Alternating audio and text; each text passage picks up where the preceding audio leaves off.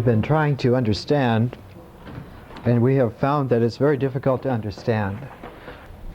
Not only in the Krishnamurti's sense of the difficulties of understanding, and his sense of the difficulties of understanding is that the speaker keeps interjecting his presence in the conversation at inopportune times. Our difficulty in understanding is that we keep interjecting our time, our 1985 consciousness and traditions, our history, into what we're trying to understand. And it's very, very difficult. We have all been given a very complete mythology, from little ones right on up. And it doesn't much matter what tradition we have come from. All those mythologies have dovetailed, and it's an airtight, open and shut case. Only it turns out on deep introspection over a long time that none of those cases are completely right, and that the mythologies tend to not quite connect, and that in between those lines, in the context of the increasing fragmentation of our worldview, we glimpse a light, and that's the only way that I can describe it. And the light is that there was at one time, about 17 or 1800 years ago, a world civilization, one that stretched from Britain to China, and that somehow the ecumenical understanding of that civilization was completely truncated and lost in a psychological catastrophe that closed out the 3rd century AD. And that we have, in our time, in the 19th century, archetypal memories of that, which we have projected back to fantastic times, like Atlantis or Mu. And actually, it's much closer. And that the crumbling of the world civilization left its traces through all of the civilizations that succeeded it. And that somehow Alexandria is the key place that we have to look continuously to try and understand. Tonight we're going to take a look at the relationship that Alexandria had with India. And we started last week somewhat, but this week we'll go deeper into it. When Alexander conquered the world, as we talked about last week, he stopped his armies at the city called Taxila, which has been excavated in the early 20th century, and we have the 3 big volumes here by Sir John Marshall. One of the curious things about the Greek savants at that time is that they recognized in India a common mythology with the Greeks, which led them to suppose either that the Indians were descendants of the Greeks, or that the Greeks were descendants of Indians, or that they had common ancestors. We know today, from archaeology, from philology, from all kinds of scholarly studies, that archaic Greek and early Sanskrit are a common root language, and that they shared their linguistic origins with a lot of the Phoenician and early Semitic languages, like Ugaritic, and that the same language family was spoken from Greece to India, and the entire Fertile Crescent in between. We can see that the mythological motifs are so close that we can even set up the same kinds of patterns now, and that there is a great deal of evidence that Shiva and Dionysius are similar, that Indra and Zeus are similar. The difficulty in this is that in between Greece and India was always the Middle East.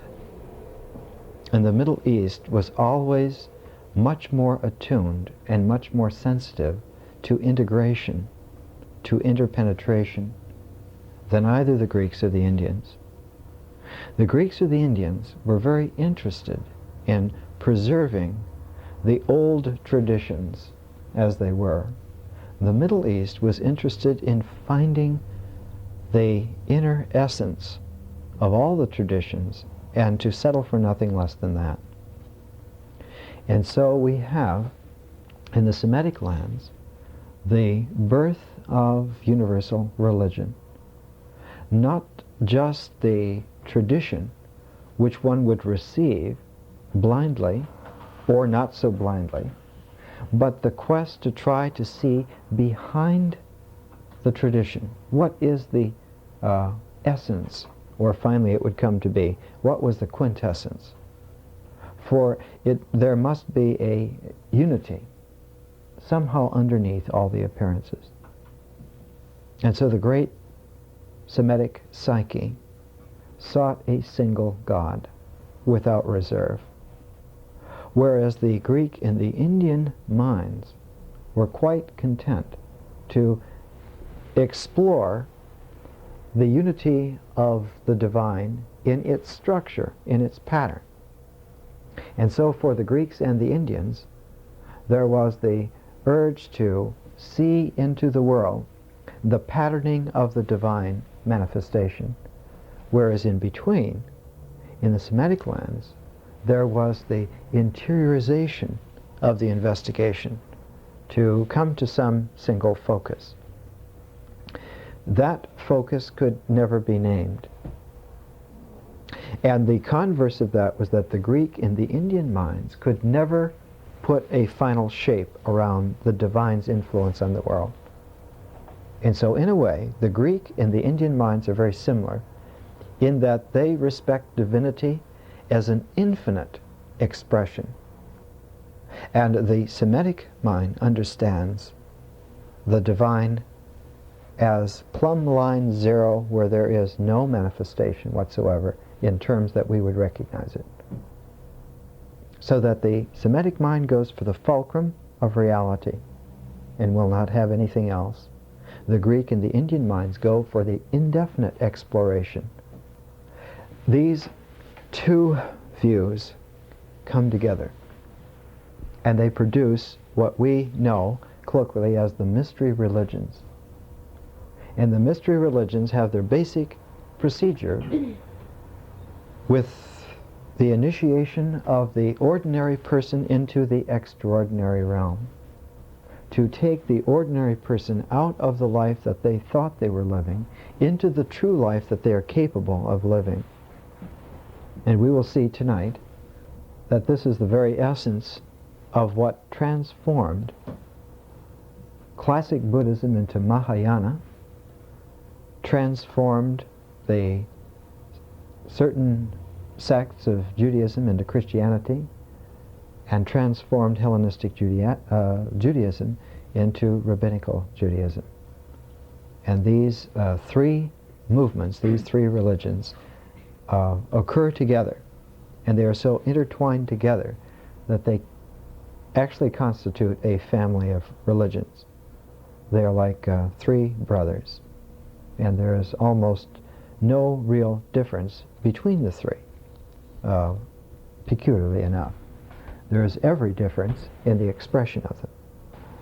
We talked last week about Ashoka, about how Ashoka was a very strange child. He had mottled skin because he was an interracial child. His mother was a Greek princess. His father was an Indian king, Chandragupta, very powerful, the first great empire builder in Indian history. India never had a Sargon, never had a Agamemnon, until after Alexander the Great brought the idea of a world emperor to India. And in the very next generation was Chandragupta Maurya. And Ashoka was partially legitimate, but he was the child of Chandragupta in his old age, so that Ashoka, even though physically he was his son, was more like a grandson. And because he was such a strange boy and had such a strange kind of mind, he did not fit in to the normal patterns. Now, Ashoka was one of the great geniuses of history. He is the most potent military person in Asian history up to that time. And when he conquered India, almost all of what we remember as British India, from Assam all the way over to Afghanistan, and from the Hindu Kush all the way down almost to Bangalore in southern India. The price of this, as we discussed last week, was horrendous. The mounds of dead, hundreds of thousands of them, was an appalling sight to Ashoka. And he had a psychological trauma of extraordinary dimensions, and he had to temporarily take himself out of the world. And he was sick at heart, sick in his mind, in such a way that he felt that he might never be cured. There was no chance to adjust him to the reality of the situation, for it was horrendous beyond concern. And so Ashoka was taken into a Buddhist monastery, and it took 2.5 years just to acclimate him to the true conditions of his life. And in that 2.5 years, he made absolutely no advance towards being cured at all. It was like just being brought current to himself, because there can be no cure until we are present to ourselves. And it took 2.5 years to do this. And once that was done, it took just 1 more year to part that veil. And this is the time-honored technique in the mystery religions and in Buddhism. One brings oneself to oneself so that there is a coincidence between the mental image that one has of oneself and one's life process as one is, and then one parts the mental image and sees that taking away the mental image does not destroy oneself, that you are not the mental image, and that the waywardness of the mental image, traveling like an astral body in one's imagination and memory, was actually a deception. It was an appearance, and that the complications that such an image encountered was like a dream, but in fact was not a dream, but was a product of ignorance. And so coming to oneself cures this mental disease. Ashoka then, in the 12th year of his reign, converted the entire kingdom to Buddhism, but without a sword, and without making a big deal out of it. He took statements of his own condition, the basic laws of the land, the basic insights that had cured him, and he had them posted throughout the kingdom at all the strategic cities and all the strategic passes. They were put on pillars, they were carved on rocks, and they were made absolutely public. And Ashoka then disbanded his armies. He is the first military ruler in history to do this.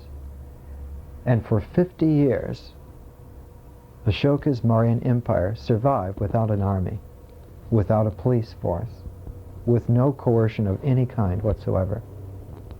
And Ashoka put the army to work building a series of connecting roads, planting groves of trees every so often, building sheltering spots, and placing in these sheltering spots hospitals which would cure people of diseases, and monasteries which would cure people of mental diseases. And attendant upon these hospitals were gardens where medicinal herbs and so forth were planted.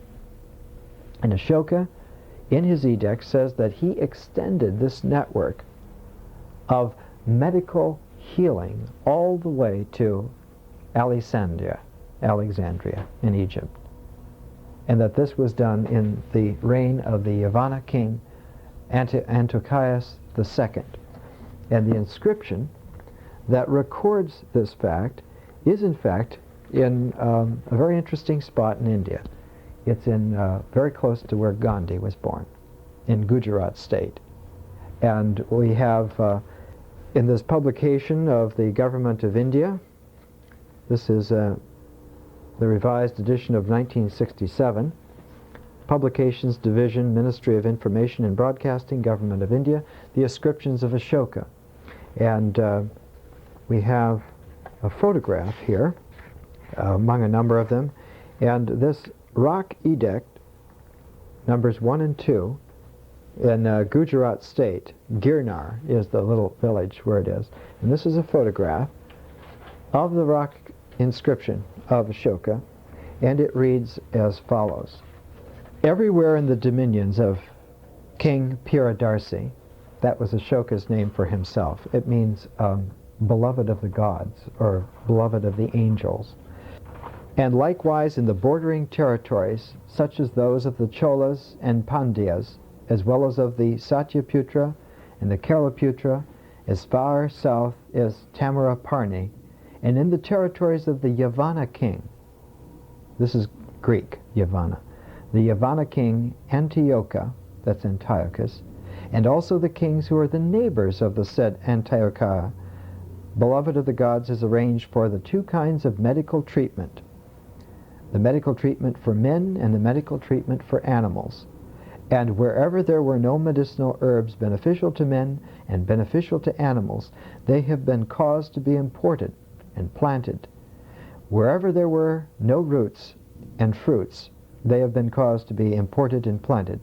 On the roads, wells have been caused to be dug, and trees have been caused to be planted for the enjoyment of animals and men.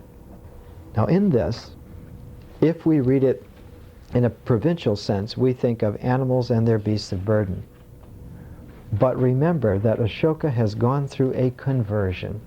He has gone through a mystery process of coming back to himself from the depths of madness, personal psychosis. And when he talks about men and animals, he means that men who have not had this experience are like animals, that they are on the same level of prosaic reality that animals are, that men who have not come true to themselves are not really men yet. They are not really human beings in the way in which human beings can know themselves. So we have this, and we have also the fact that many of Ashoka's inscriptions on the pillars and on the rocks were written in several languages, like on the Rosetta Stone. And 2 of the languages that were used, besides Magadhi and besides Sanskrit, were Greek and Aramaic. And this was 250 BC, 250 years before Jesus was born, speaking the Aramaic language. Ashoka's laws of piety were inscribed in the passes of Afghanistan and into Persia in Aramaic and Greek together, which shows a very peculiar arrangement. Why would it be that Greek and Aramaic would be put on the same inscriptions? The reason for this is that just before Ashoka, in Alexandria, was the great Ptolemy Philadelphus, who had for the first time brought the Hebrew Old Testament into a translation of the Greek, and so that Greek and Semitic languages were fused together in a religious vision in Alexandria, and that 1 generation later, when Ashoka was putting up his documents, the Yavana people, the Greek people, were seen to be close and intermeshed with the Semitic people. The first perception of the Hellenization of Judaism and the Judaization of the Greek mind was seen in India by Ashoka about 30 years after it began to happen in Alexandria. This was also about 80 years after Alexandria was founded by Alexander the Great. And so we have to understand that the translating of the Old Testament into Greek, the Septuagint version which we have, was not the beginning of the interpenetration of the Greek and the Hebrew minds, but was a culmination of about 50 years or 3 generations of this development. Now remember, Alexandria was never a village. It never grew like most cities grew. Alexandria was the first city in the world that was made to be the international capital from the word go. It was like San Francisco. It was never a little town. It was always a big city from the very beginning. It was always the royal city. And the first thing that Alexander did was use up all of the grain of his soldiers to map out the city. And he mapped out where the palaces were going to be and where the harbors were going to be, and where the world center of his empire was going to be in Alexandria. This was it. And he fully intended to extend his empire as far to the west as he had to the east. So that in Alexandria we have a very interesting situation. Now, Philadelphus was succeeded by the third Ptolemy, whose name was Euergetes, and he was succeeded by another Ptolemy named Philopater. Contemporaneous with the third Ptolemy was Antiochus II, called Theos, who ruled the Hellenistic Persian Empire, which linked up Alexandria with India so that there was only one empire in between. Now, the Oxford Classical Dictionary says of Antiochus II, Theos, who ruled roughly from about 260 BC to about 247 BC, which was contemporaneous with Ashoka, that his reign comprises the most obscure period of Seleucid history. The Seleucids were the Persians at that time. Most of the known facts bear on his relations with Egypt and show that by the Second Syrian War of 260 to 255 BC, in alliance with Macedonia, he recovered most of what his father had lost, namely the coast of Asia Minor and places in Coele, Syria. Coele, Syria, of course, is what is known today as Israel and Lebanon. So that what has come to be Israel today was a scene of contest of power between the Seleucid Hellenistic kingdom and the Egyptian or Ptolemaic Hellenistic kingdom. It was a point of contact between them which was full of tension.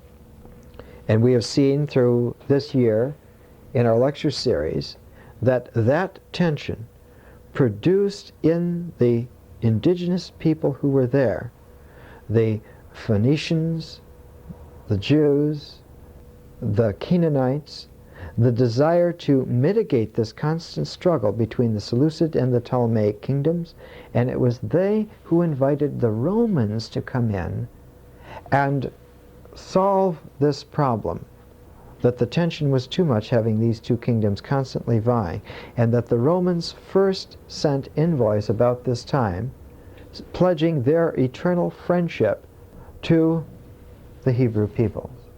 And this is the tap root of the involvement of the Roman Empire with this region of the world, and the taproot of the whole incredible complexity that the future of the Roman Empire hung upon the balance of this fulcrum.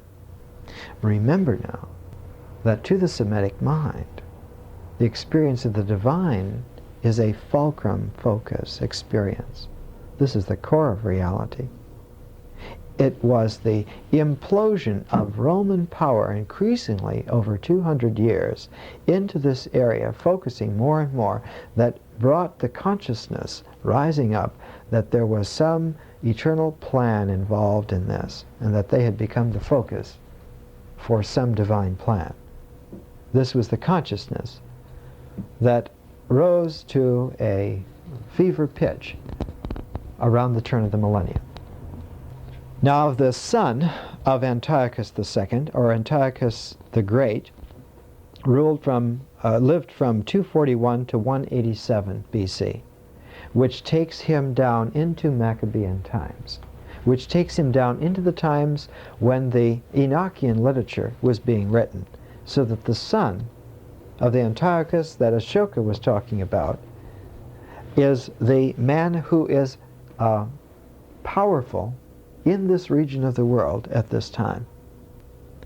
It reads here that his first attempt to conquer Ptolemaic Syria and Palestine was foiled by a Ptolemaic victory at Raphia, and we've talked about this in the war that was about 216 BC. But he finally regained Parthia and Bactria as vassal kingdoms. These are Greek Buddhist kingdoms in the northwest of India, what is now today Kashmir. Bactria, and then Parthia is southern Afghanistan and northern Persia. These two regions were recovered by Antiochus the Great, and then he recovered the area which they refer to as Ptolemaic Syria and Palestine around 198 BC. So that Antiochus the Great in the early 180s BC brought together northern India and Palestine in the sense that they were the farthest reaches of his kingdom.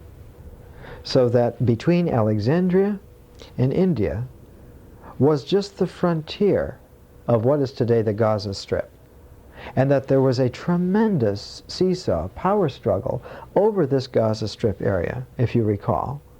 And the power struggle there was so great that it sapped the energy of Ptolemaic Egypt and sapped the energy of the Seleucid Empire.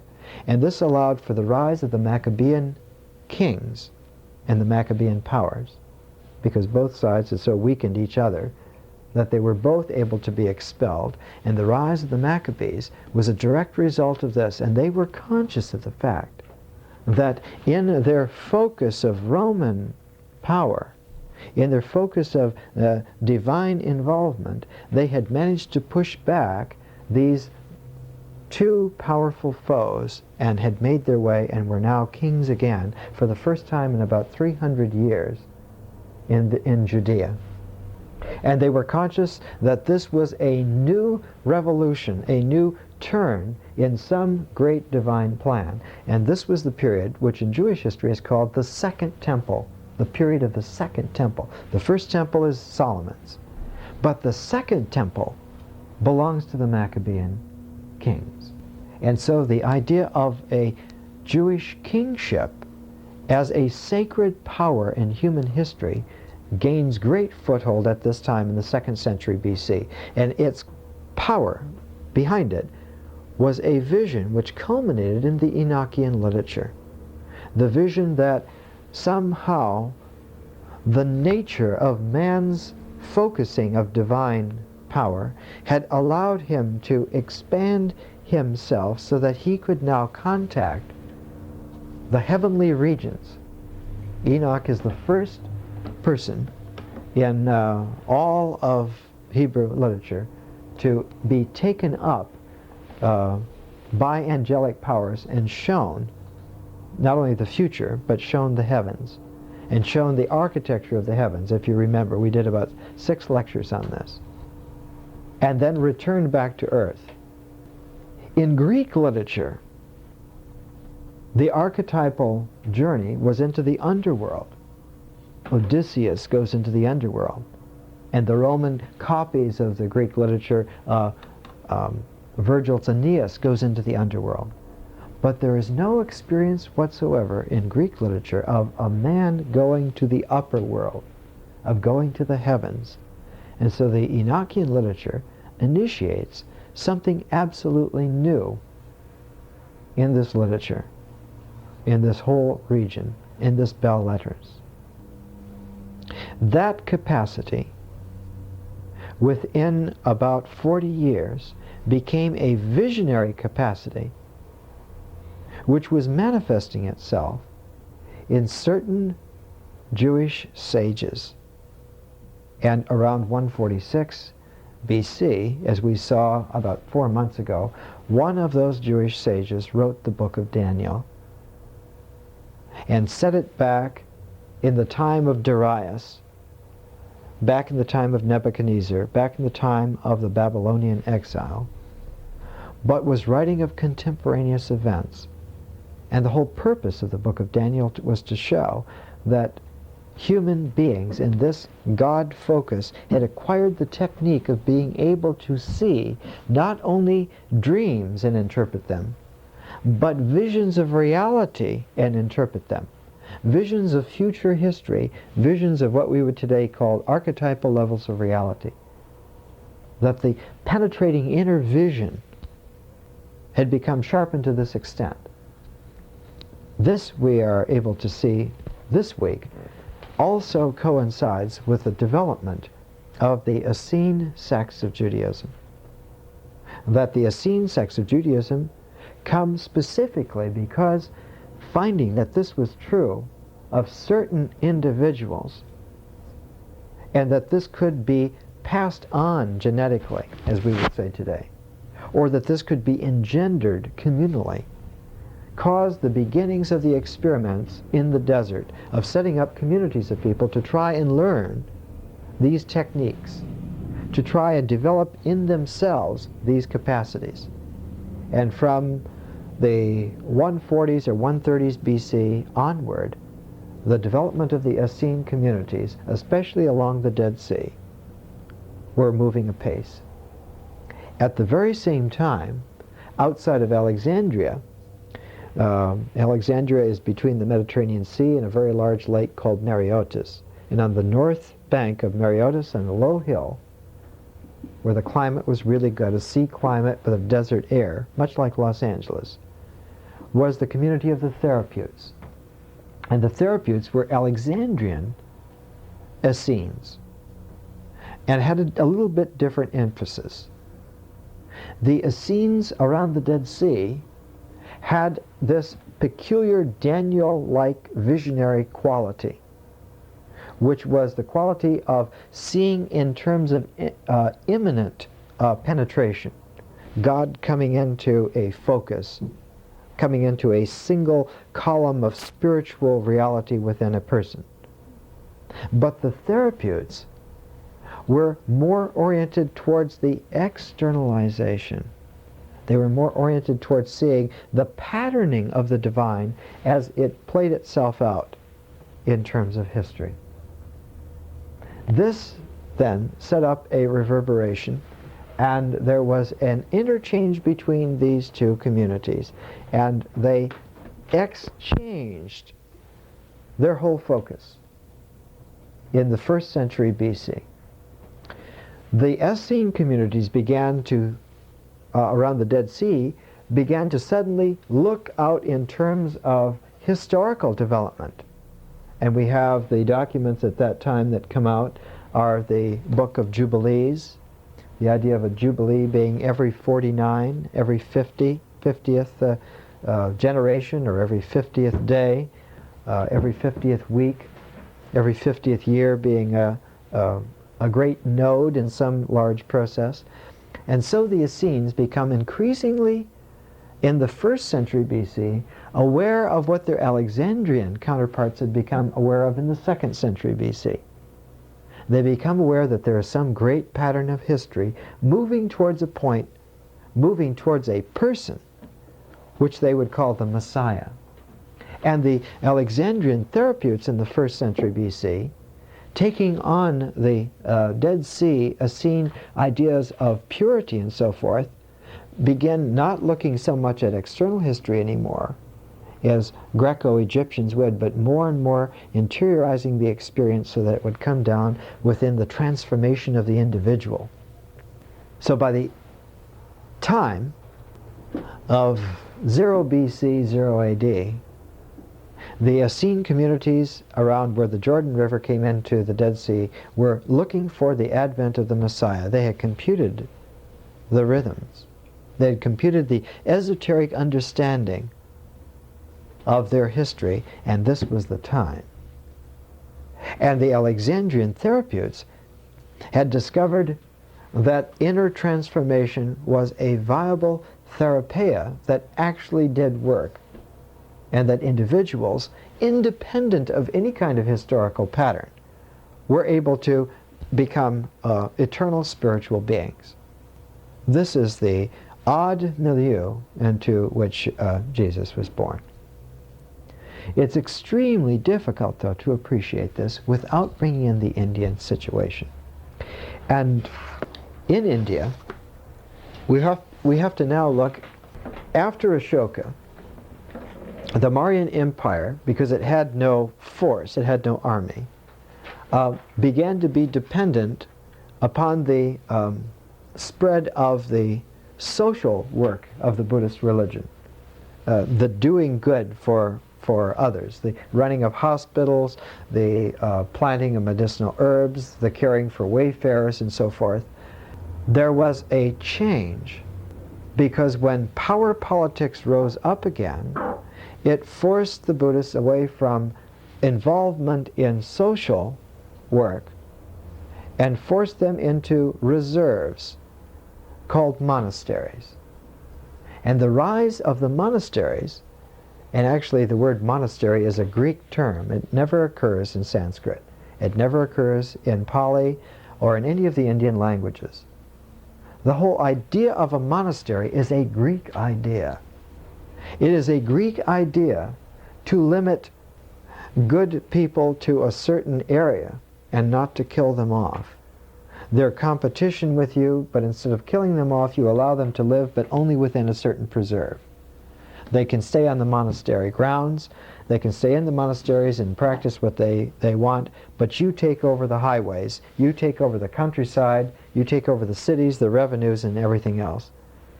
So that the rise of the next generation of Indian empires after Ashoka, within about 15, 20 years of his death, his sons and grandsons were unable to hold this Mauryan empire together. We see the rise of power politics. And these Indian kings, knowing that they can't really run a power show like this, imported Greek mercenary generals to train their armies for them.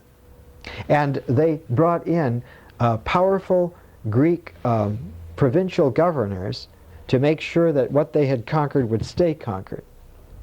And so by the 100 BC time, there was a great contrast all of a sudden between the Buddhist monastic communities and the power structures which were run by Greek mercenary generals and small petty kings, actually. And it was at this time that one of the classics of Indian literature was written. I guess I didn't bring it to the table here. It's called The Questions of King Milinda. And Milinda is the Pali pronunciation of the Greek name Menander. And Menander is a very powerful Greek king, an autocrat. And he runs the kingdom of northwest India. And his conversations are with a Buddhist monk because he becomes curious. Just who are you people anyway? Why is it that we have to take care of you? How come you get these places? What are you good for? And so this pious old Buddhist monk, very, very old, has a series of conversations with King Menander, which are recorded by royal decree, so that at the end he can decide whether or not he's going to kill him or whether he's going to let him live. And this record is recorded in Greek. And it's the first Buddhist scripture that's written in Greek. It's part of the Buddhist canon. And translated into the Pali language later on, and the Greek original has been lost. The Pali copy we have. And in this conversation, an archetypal structure comes to bear, because it's the story of the king and the wise man. It's the story of King Arthur and Merlin. It's the story of a king realizing that the real substrate for power is man's control of himself. That if he can't control himself, he has no chance to control a kingdom or others whatsoever, and that true control of oneself is being able to not be baffled by one's mind. And so Menander is initiated almost surreptitiously into this mystery religion. And by the end of the Questions of King Menander, he is a Greek Buddhist king. And it's done completely above board and recorded by the royal scribes and so forth. After about 150 years, these Greek kingdoms began to also, in their time, crumble, also began to lose sway, and there arose around 75 to 80 AD in the Central Asian part, just over the Hindu Kush range, a great world conqueror. You may not have ever heard of him, but he's extremely famous in Asian history. His name was Kanishka. And Kanishka decided that he was strong enough and that he had enough armies that he was going to conquer and reestablish Ashoka's empire and extend it even further.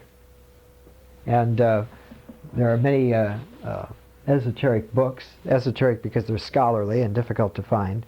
This one's called Papers on the Date of Kanishka, published in Leiden, Netherlands, 1968. Almost nobody has things like this, except old hunters like me who don't give up. Kanishka was a contemporary of Trajan, the great Roman emperor who established the farthest reaches of the Roman Empire. And in fact, the reason that Trajan could not extend the Roman Empire any farther to the east was because it came up against Kanishka's great Kushan Empire. His tribal affinities were with the Kushans. And Kanishka not only reconquered all of Ashoka's empire, the whole of what we would understand as British India, but he moved the bridge over the Himalayas, over the Hindu Kush, into the vast stretches of Central Asia, the Gobi Desert regions. And so Kanishka is one of the great figures in world history because he links India with the Gobi Desert, and he links India with the Persian and the Gobi Desert, and so he sets up all of the trade routes, all of the idea that this is a single kingdom, and this is all done around 75 to 80 AD. And because Kanishka admires the Greek archetype, the Greek prototype, he searches by messenger throughout his whole kingdom to find out who is the wisest man.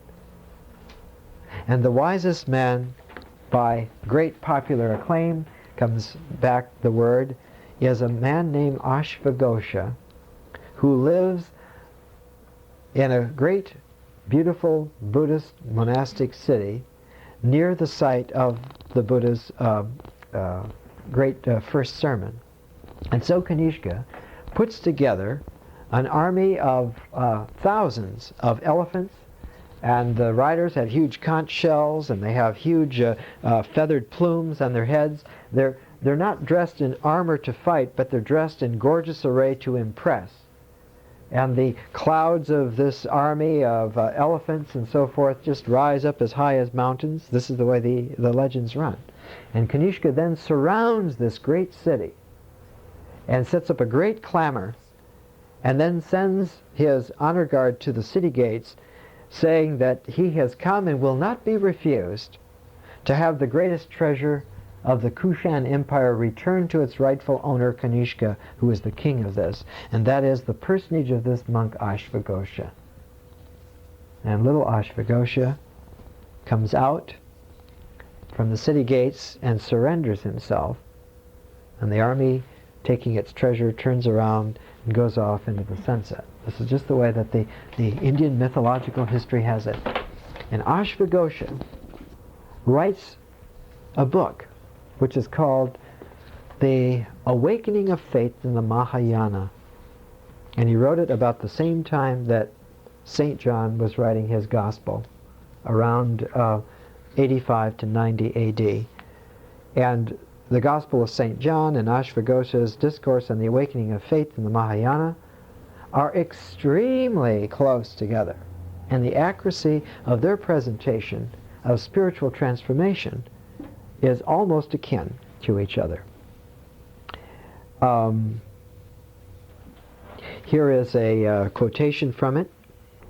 Those who have transcended the stage of bodhisattvahood and attained the ultimate goal, possess a consciousness which is consistent and harmonious. They have recognized the origin from which consciousness starts. This will truly be called enlightenment. Having transcended the attributes of enlightenment and the subtlest form of particularization, they have gained a perfect and eternal insight into the very nature of the soul, because the latter now presents itself to them in its absolute and immutable form. Therefore they are called those who have gone beyond. And theirs is perfect enlightenment. And therefore it is said in the sutras that those who have an insight into the non-reality of all subjectivity attain to this wisdom, this Sophia, of those who have gone beyond. And this is a quotation from Ashwagosha's Awakening of Faith in the D.T. Suzuki translation. Part of the extreme difficulty in appreciating and understanding all of this comes from our description, which we read last week from Philo, of his description of the way in which the therapeutic community was set up in Alexandria.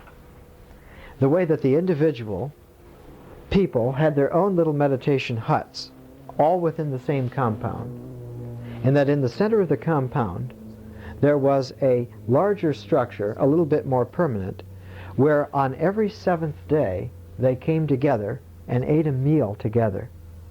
That the Sabbath was a communion of all of these individuals who were working to perfect themselves and their visionary qualities 6 days a week. This is the origin of the esoteric Hermetic statement, the 6 days work. The 6 days work is the code of applying oneself to work upon your own interiorization. And so the Sabbath was no longer a Sabbath in terms of exterior rhythm, but it was a coming together in terms of an interior focus. It's the difference between a rhythm which has a sociological import and an interior focus which has a transcendental quality. And every seventh Sabbath, or every 49th day on the Jubilee, on the 50th day, they would not only come together to have a communion together, a meal together, but that the Eucharist would be raised to a different level. And they would spend the entire night together, each of them singing to one another, in turn, the songs which they had learned in their visions. And that at the end of giving this recitation of these secret songs which they had learned in their visions, they would then join their voices together in a mystical chorale, and they would sing together in hymn to the rising sun. And then they would go back into the cycle again. And this is what happened north of Alexandria. And this is the way that the therapeutic community was set up. And this is quite different from almost anything else in the world at the time, except for the way that Buddhist monasteries were organized. And they were organized in the very same way, and have, in fact, up until this day, been kept very much in the same shape. It is a difficult thing for us to appreciate the development of spiritual gifts. We are so convinced in our late age that spirituality is only a condition of grace, or is only a condition which comes when you understand doctrine, or only a condition when you blend into a legitimate tradition. But the fact is that 2,000 years ago, the spiritual avant-garde of mankind was absolutely practicing the development of spiritual gifts for oneself. And that these gifts would manifest in terms of a vision which could be sung. And that it was the merging of the harmonies of the voices together that produced the cosmic resonance. And that it was that focused reality. This was the therapeutes, and this was their idea. The Essenes, very similar to them, kept the idea that purity was to return then oneself back to the tradition and purify the tradition. That the transformation that happened within oneself did not stop there. You didn't wink out like some transcendental light, but that you carried that light back into the tradition that had been polluted and reinstated the purity of history and reinstated the purity of the tradition and reinstated the purity of the temple. And so it was purifying the temple that was the prime directive of the Essenes, whereas for the therapeutes it was inner transformation into the kingdom of the within. Two different movements. The therapeutes actually were the core of the Semitic tradition, because the Semitic tradition, as we have said, was always classically the bringing together of the focus of the divine into a single column of spiritual thread within. And the Essenes actually became a Greco-Roman structure which made the Christian church and which made rabbinical Judaism, which was to develop an exterior that would go on indefinitely in its infinity, that it had application indefinitely. And so we see a very, very, very peculiar change. And from the Alexandrian Therapeute tradition comes the development of the Hermetic tradition and the development of Gnosticism. And from the Essenes comes the development of the Christian church as a church and the development of rabbinic Judaism. The Mahayana tradition is very much like Christianity and Judaism. It is to develop a world church, whereas the old Theravada Buddhist tradition is very much like the Hermetic or the Gnostic tradition, to transform the individual, and that's it. That when you are transformed, you don't want to have anything more to do with the world. Whereas the Mahayana and Judaism and Christianity, on the other hand, say, when you have transformed yourself, take that back to the world and help make it better. Because the world must be purified also, and not left bereft. And this was the great watershed that happened in the 1st century A.D., and the tension between these two spiritual movements, which was so close and so similar in so many ways, produced a worldwide civilization in the 2nd century A.D., and we're going to see more of that next week. But as it produced a worldwide civilization, the powers that controlled those worldwide civilizations, the Roman Empire, the Kushan Empire, the Han Chinese Empire, saw themselves threatened by both of these movements, and seizing upon power politics, managed to convince these two different traditions, these two sibling or brother or sister spiritual traditions, that they were actually different and working counterproductively, and forced them apart. And it was the forcing of those two apart in the 3rd century A.D. that split the world civilization into fragments. It actually happened.